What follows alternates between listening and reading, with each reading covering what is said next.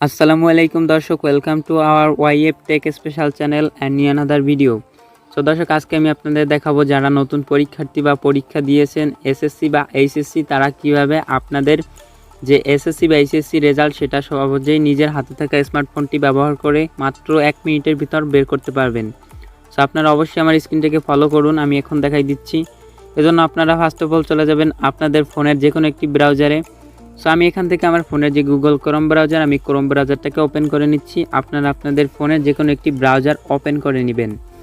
So ব্রাউজারটি open হওয়ার পরে উপরে সার্চ বারে ক্লিক করবেন এবং এখানে লিখবেন এডুকেশন বোর্ড। সো আমি এখানে লিখতেছি আপনাদের সামনে লাইভে, আপনারা এখানে দেখে নিন। এখানে দেখতে পাচ্ছেন এডুকেশন বোর্ড নামে একটি লেখা, আপনারা সিম্পলি এটা লিখে যে কোনো একটি ব্রাউজারে সার্চ করবেন। সো আমি এখান থেকে সার্চ করতেছি। সো দর্শক, এখান থেকে এডুকেশন বোর্ড লিখে সার্চ করার পর আমাদের সামনে কিন্তু ওয়েবসাইটটি চলে আসবে। আপনারা এখানে একটি ওয়েবসাইট দেখতে পাবেন, টেলিটক কোম্পানির লোগো দেওয়া। আপনারা এই ওয়েবসাইটটির ভিতরে প্রবেশ করবেন।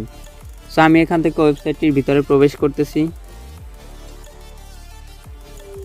আপনাদের ওয়েবসাইটের ভিতরে প্রবেশ করার পর দেখতে পাবেন ঠিক সেম টু সেম এরকম একটি ইন্টারফেস চলে আসবে। এখান থেকে আপনারা দেখতে পাবেন এক্সামিনেশন নামে একটা অপশন, এটার উপর একটা ক্লিক করে দিবেন। সো এটার উপর ক্লিক করে দেওয়ার পর যারা এসএসসি পরীক্ষা দিয়েছেন তারা এখান থেকে এসএসসি দাখিল এটাকে সিলেক্ট করবেন। আর যারা এইচএসসি এক্সাম দিয়েছেন তারা এখান থেকে এইচএসসি আলিম এটা সিলেক্ট করে দিবেন। সো আমি এখান থেকে এসএসসিটাকে সিলেক্ট করে দেখাচ্ছি। এসএসসি দাখিল এটাকে সিলেক্ট করে দিলাম।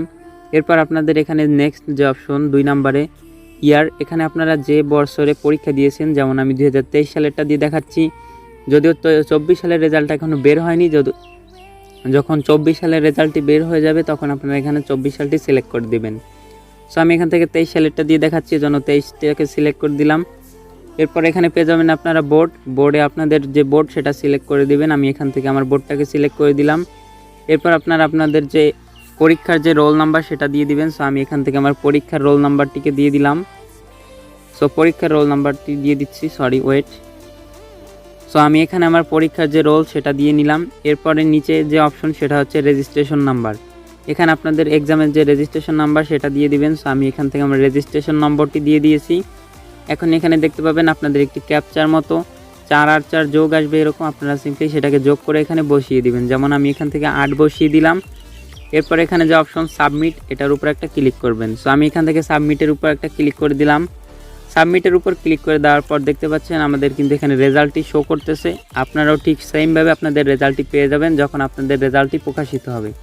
সো আশা করছি সবাই ভালোভাবে বুঝতে পারছেন সম্পূর্ণ ভিডিওটি। এরপরে নেক্সট ভিডিও দেখাবো আপনারা কিভাবে কোনো কলেজ চয়েস করবেন।